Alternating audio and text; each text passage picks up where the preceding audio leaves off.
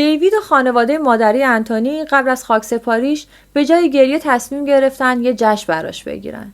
تم سوپر قهرمانی گذاشتن چون آنتونی واقعا سوپر قهرمان بود. تو مدرسه از بچه‌های ضعیف دفاع میکرد، از خواهر و برادراش محافظت میکرد، بی دلیل میومد بوست میکرد، میگفت دوستت دارم. دیوید میگه من و آنتونی خیلی چیزای شبیه هم کشیدیم تو بچگی.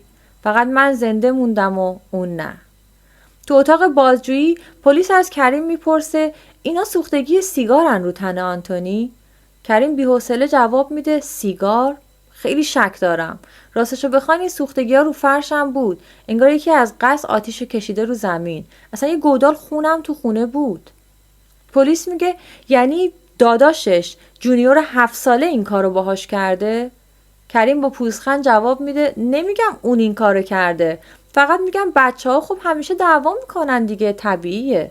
هیچ ناراحتی، هیچ اشکی، فقط یه آدمی که داره دنبال راه فرار میگرده.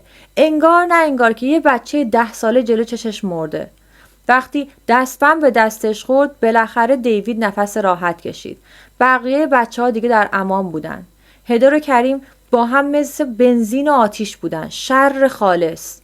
دیوید تو دادگاه چند بار نزدیک بود بپره جلو و داد بزنه چته تو هدر، چقدر سنگ شدی، چرا از مرگ بچت ناراحت نیستی؟ هیئت منصفه گفت مدارک برای اعدام کافیه، ولی دادستان اعدام رو برداشت و به هدر و کریم حکم حبس ابد داد.